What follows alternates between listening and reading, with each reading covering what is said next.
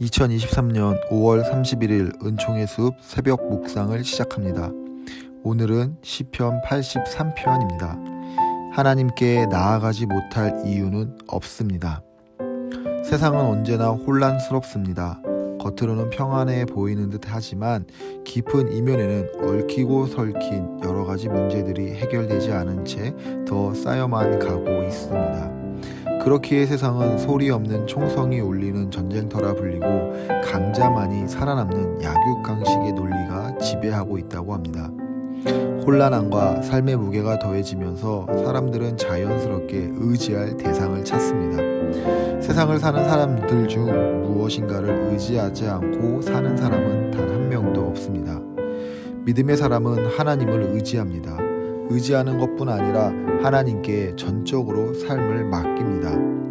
그러나 어찌된 일인지 믿음의 사람들의 현실의 삶 가운데는 평안함보다 불안과 염려 그리고 분노할 때가 생각보다 많습니다.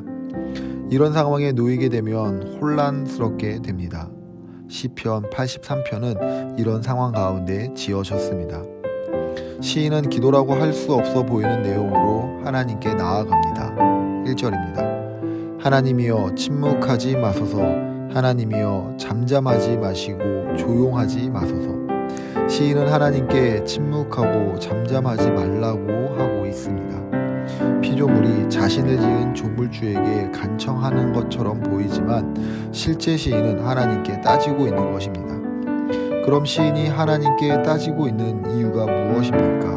2절입니다. 주의 원수들이 떠들며 주를 미워하는 자들이 머리를 들었나이다. 주의 원수들 곧 하나님을 믿지 않는 이방의 족속들이 하나님의 백성들을 죽이려 하고 있기 때문입니다. 그러나 웬일인지 하나님께서는 이러한 가운데도 아무런 말씀도 행동도 하지 않으십니다. 시인의 마음에 낙심과 좌절이 찾아왔습니다. 시인이 느끼는 이런 마음을 우리도 느낄 때가 있습니다. 이때 우리는 하나님께 나아가야 합니다. 궁금함을 가지고 답답함을 가지고 하나님께 나아가야 합니다. 하나님을 향해 따진다는 것, 하나님을 향한 믿음을 가진 간절한 호소임을 기억하시길 바랍니다. 시인은 하나님께 구하고는 있지만 변화는 없습니다. 이 가운데도 시인은 하나님의 소망을 잃어버리지 않습니다. 오히려 시인은 하나님께서 이루어 가심을 믿고 그렇게 되길 기도합니다. 18절입니다.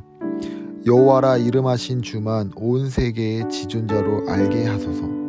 시인의 간절한 바람은 하나님께서 자신들을 괴롭게 하는 대적자들을 처리해 주시는 것만이 아닙니다. 오히려 시인은 자신들의 삶을 통해 하나님이 높여지길 간절히 바라고 있습니다. 주만이 온 세상에서 가장 높으신 분임을 하나님 스스로 보여주시길 바라는 것입니다. 삶이 불안정하고 흔들린다 할지라도 하나님에 대한 믿음을 저버리면 안 됩니다.